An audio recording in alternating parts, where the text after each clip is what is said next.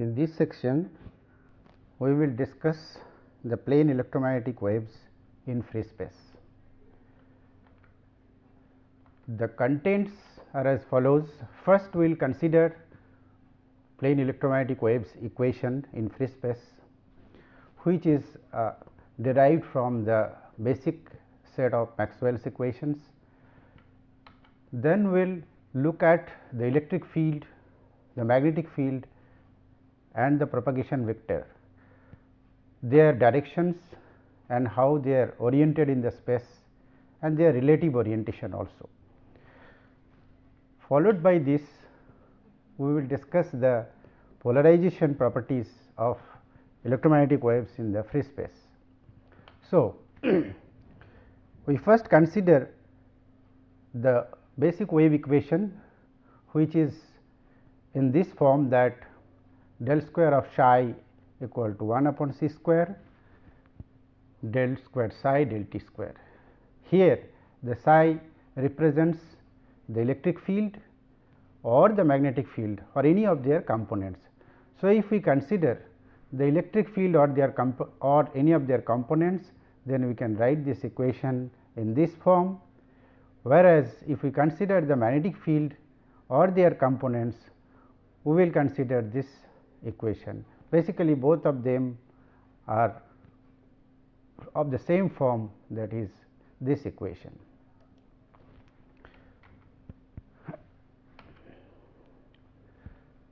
Then we look for the solution for this equation. As we know, we have already seen that the plane wave solution is given by this equation in the Cartesian coordinate system, that the total psi solution is equal to psi 0 and e to the power of k dot r minus omega t, which if you decompose this k dot r into the Cartesian coordinates, then you can write that psi 0 equal to e to the power of I k x x plus k y y plus k z z minus omega t, where omega t is the frequency of the electromagnetic waves, k x, k y and k z are the components of the propagation constants in the three orthogonal Cartesian coordinate directions.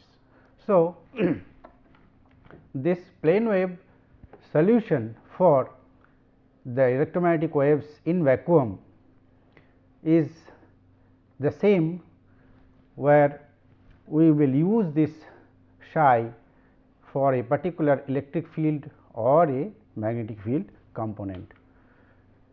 So, if I consider that the electric field in the Cartesian space, then it will be represented by this quantity, that is I E x plus j u y and k E z. So, these are the three Cartesian components of the electric field, E x, E y and E z.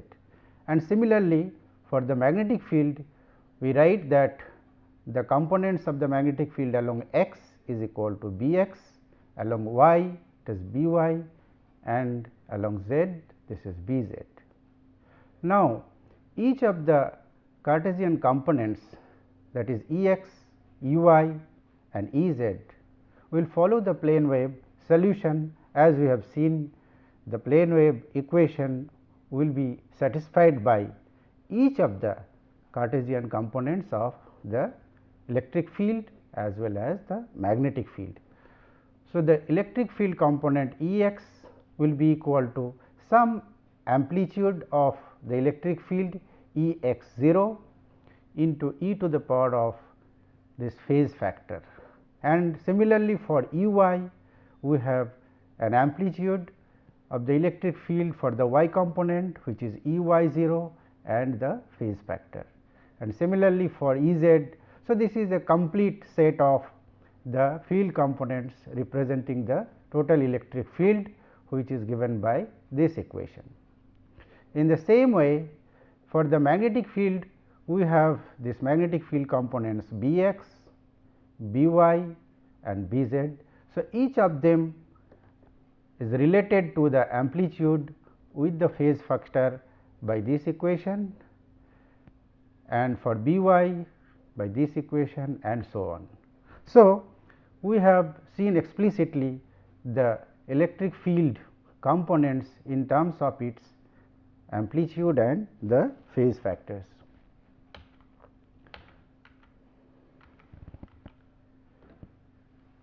Now, our objective is to look at the orientation, the relative orientation of the electric field and the magnetic field and the direction of propagation of the electromagnetic waves when you consider the wave is propagating in the free space.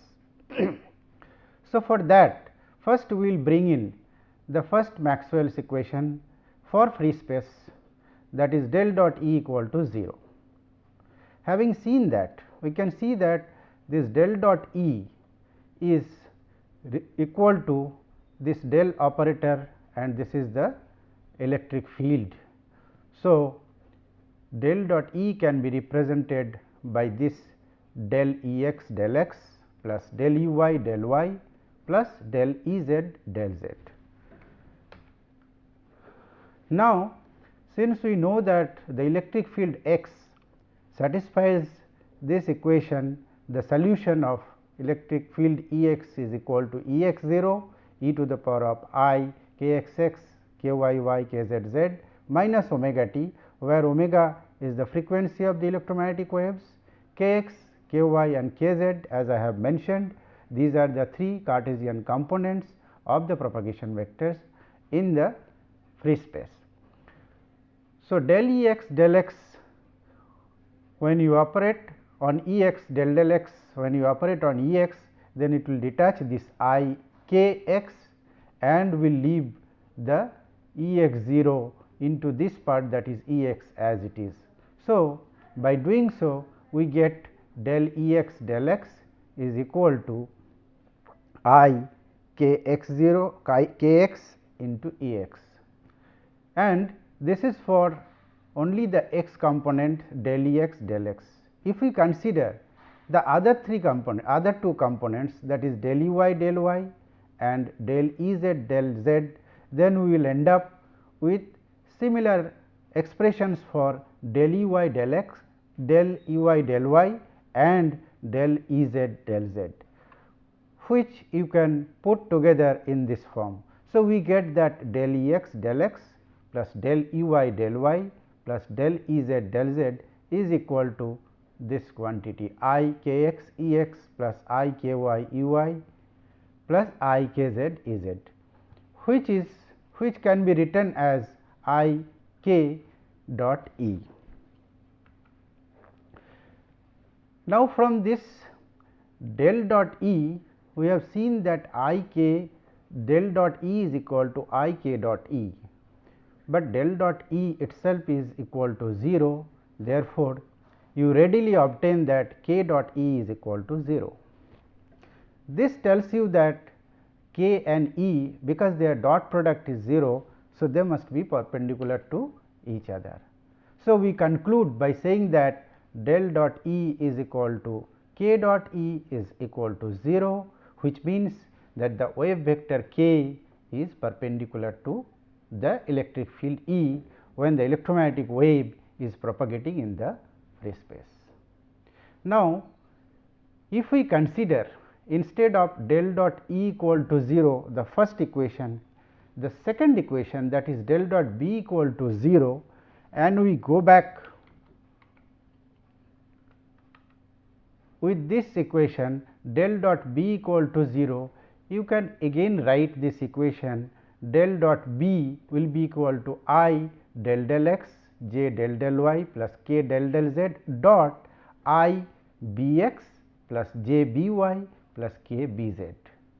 As a result, we will obtain this del dot B will be equal to del del x of b x, del del y of b y and del del z of b z. Now, in the same way, if we calculate this del del x of b x, we will obtain I k x b x and so on. Therefore, this del del x of b x plus del del x del del y of b y plus del del z of b z will be equal to I k x b x plus I k y b y plus I k z b z, which will be equal to I k dot b in the same way. Therefore, we obtain in the same way that del dot b, since del dot b is equal to 0, k dot b is also equal to 0, which will lead to the conclusion that the wave vector k is perpendicular to b. So, we have been able to achieve two relations, that is k is perpendicular to E and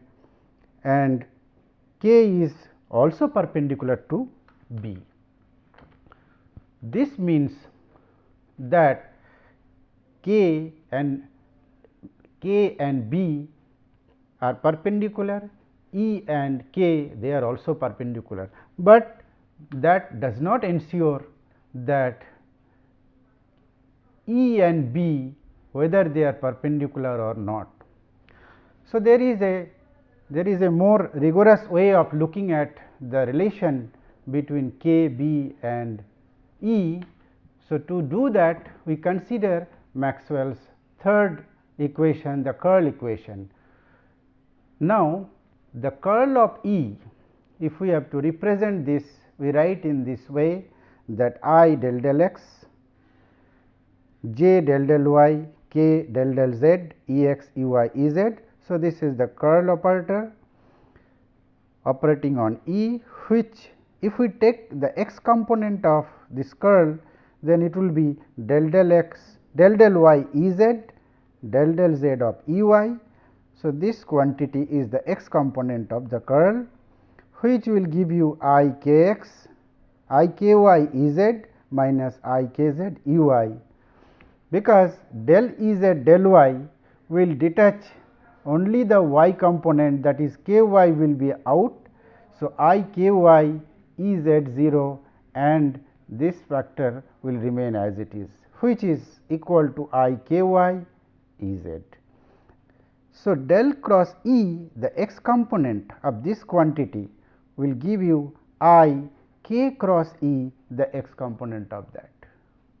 And if we consider all the other two components, namely the del cross E y component and del cross E z component, we will end up with two more expressions, I into k cross E y component, I into k cross E z component, and then if we put together all the three components, we can write that del cross E is equal to I k cross E.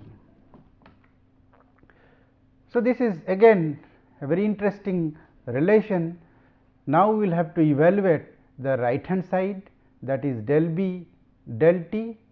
So, because you know that b vector can be represented with the Cartesian forms like I b x, j b y and k z, and if you take the time derivative of the Cartesian component, then we will see that del b x del t will take out this omega and I factor outside, and this equation expression for the magnetic field x component will remain as it is. As a result, we can write del b x del t is equal to I omega b x. So, this is only for the x component of the magnetic field when you take the time derivative, and similarly if you do the same thing for the other components, that is del del t of b y, del del t of b z, then we can write this equation all put together in this form, which is equal to I omega and v. And this is a very interesting way of looking at things, that the right hand side just boils down to I omega b. So, del b del t equal to I omega v. Now, we have ready expression for del cross E as well as del b del t. If we now put together, so del cross E has given us I k cross E and del cross B has given us del b del t equal to minus I omega t. So, we can use these two expressions to arrive at the conclusion that k cross E must be equal to omega b. So, that is a very beautiful relation which says that the B vector is perpendicular to E and V vector is perpendicular to K. That means, B vector must be perpendicular to the plane containing the vector K and the vector E. So, B is perpendicular to E and B is perpendicular to K. Now, in the same way, if we proceed for the fourth equation, that is del cross B is equal to mu naught epsilon naught del E del T. If we evaluate this equation, and in the same way if we evaluate this left hand part of the curl equation, that is del cross B is equal to I K cross B. And for the right hand side, if I do this derivative, time derivative of the electric field, I arrive at 1 by c square del E del T, because mu naught epsilon naught is 1 upon c square. So, this quantity will become I omega by c square and the vector E. So, I still get the equation for del cross E in this form, del cross B, and del E del T in this form. Now, if I use this left hand side and right hand side together, I may write that K cross B must be equal to I omega upon c square into E. So, look at this equation. This tells you that K is perpendicular to E and B is perpendicular to E. That means, the electric field E is perpendicular to the plane containing the vectors K and B. So, this is the complementary part which we have seen earlier for the electric field, but all three of them, they are very nicely related. You can see that if I want to get rid of this minus sign, we can reverse this position, that is B cross K will be equal to omega by C into E. So, B, K and E, they form this equation. From here you can conclude that B is perpendicular to E and K is perpendicular to E also. Now, we will look at the consequence of these two findings. B is perpendicular to E, B is perpendicular to K, and also K is perpendicular to E. This means that B, K, E, all of them are perpendicular to each other, all of them are at right angles to each other, and they form a right handed Cartesian coordinate system. We will see that how they are connected to each other in terms of the direction, in terms of the coordinate axis. So, you see K cross E equal to omega B, B cross K equal to omega upon c square E. If we consider this example, that let us suppose that I take the electromagnetic wave to be propagating along the z direction, then I can write K equal to K z, and if I consider the electric field is oriented along the x direction, then K z cross E x should give me omega B y. So, that should yield B y. That means, if I take K along z and E along x, I should expect that B should be oriented along y, z x y. And if I assume that B happens to be along y axis and then K is along z axis, which I have already considered, then B cross K, B y cross K z equal to omega by c square E x, that means y z x. So, they again consistent, then E happens to be along x. So, that means this is consistent because I have started with the assumption that K is along z, E is along x. The result was that B is along y. Now, I have considered that B is along y and k is along z.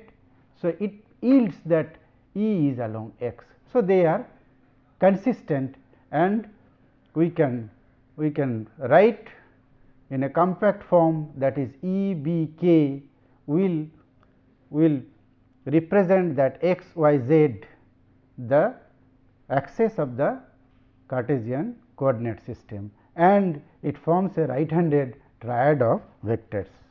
So, this is how we could see that the electric field, the magnetic field and the direction of propagation, they are normal to each other, and because the direction of propagation is such that the electric field and magnetic field they are always perpendicular and they are also perpendicular to each other, then the wave is a transverse wave. So, this is how we can also look at the nature of the electromagnetic waves, the transverse nature of the electromagnetic waves in the free space. So, pictorially if we represent this, this is your x axis, this is your y axis and this is your z axis. So, along the x axis, if you consider the electric fields are oriented, then along the y axis the magnetic fields will be oriented, and as a matter of fact the orthogonal triad of vectors will give you that the propagation direction will be along the z axis. So, E B k forms a right handed Cartesian coordinate system. Now, we discussed this fact for the case of electromagnetic waves in free space, and you know, not only for free space, but for most dielectrices this permeability mu is equal to mu 0. This is a non-magnetic property and mostly mu you can approximate as mu 0. Therefore, this B becomes equal to mu naught into H, where H is the magnetic field, B was the magnetic induction vector. In that case as well, for the rest part of all formalisms we can replace that B by H. So, if you orient the electric field along the x direction and H along y direction, then again the propagation vector will be along z direction. So, in that case E, H and k they will form the triad of vectors. So, in free space we can see that E, H, k they form the triad of vectors, and also E, B and k that forms the triad of vectors, because E and B, H and k they are related in the same direction.